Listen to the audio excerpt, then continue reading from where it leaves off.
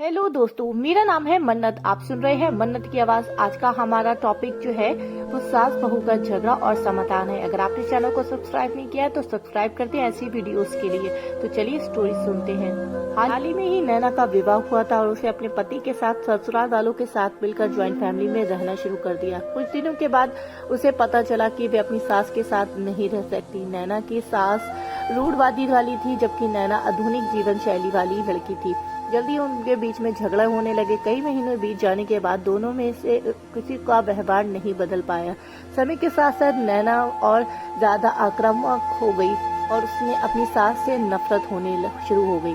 वे सोचने लगी कैसे इनसे छुटकारा पाया जाए। एक बार हमेशा की तरह जब उनसे अपनी सास से झगड़ा किया और उसके पति ने अपनी मां की साइड लिया, तब नैना गुस्सा हो गई और वे अपने मायके चली गई। नैना के पिता एक केमिस्ट थे। उसने अपने पिता को पूरी बात बताई। उसने अपने पिता से कहा कि कुछ ऐसा जहर दे ताकि वे अपनी सास के खाने में मिलाकर उसे छुटकारा पा सके, नहीं तो वे अपने पति के घर वापस नहीं जाएगी। नैना के काफी दुख हुआ और उन्होंने अपनी बेटी से कहा, अगर तुम अपनी सास को जहर देती हो तो तुम और मैं दोनों जेल जाएंगे। ऐसा करना ठीक नहीं है। लेकिन नैना सुनने समझने की सलाहियत में नहीं थी। आखिरकार उसने पिता ने कहा, ठीक है, जैसा तुम चाहती हो वैसे ही होगा, लेकिन जेल में नहीं देखना चाहता। उसके पिता अंदर से पाउडर लाए और कहा, हर दिन जब तुम दोपहर या रात का भोजन करते हो तो अपनी सास के खाने में इसे मिला देना। इससे धीरे धीरे कुछ महीनों में वे मर जाएंगी और लोग सोचेंगे कि वे प्राकृतिक रूप से मरी हैं। उन्होंने यह भी कहा, क्योंकि किसी और को तुम पर शक ना होना चाहिए, इसीलिए आज से तुम अपनी सास के साथ नहीं लड़ोगी बल्कि उनकी अच्छी देखभाल करोगी। भले ही वो कुछ भी कहे, तुम गुस्से की बात नहीं करोगी और हमेशा शांत रहोगी। नैना सहमत हो गई और अपने ससुराल वापस चली गई और अपने पिता के सलाह के अनुसार अपनी सास से पाउडर मिक्स करना शुरू कर दिया और बड़े ही प्रेम के साथ रहना शुरू कर दिया। समय बीतने के साथ साथ नैना की सास का नेचर भी बदलना शुरू हो गया, क्योंकि नैना अब अपनी सास की बहुत देखभाल करने लगी। इसीलिए उसकी सास भी उसके प्राकृतिक नियम होने लगी और प्यार से बात करने लगी।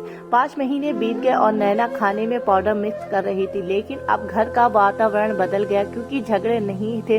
दोनों एक दूसरे की तारीफ करती थी। अब ऐसा लगता था कि मानो दोनों में रिश्ते नाते बदल गए हों, माँ बेटी वाला हिसाब हो गया हो। नैना बहुत चिंतित थी कि पाउडर की वजह से अभी तक सास जल्दी मरी नहीं। वे अपने पिता के घर गई और उसने कहा, पिताजी, कृपया मुझे इस जहरीले पाउडर के प्रभाव को ठीक करने के लिए इलाज बताएं।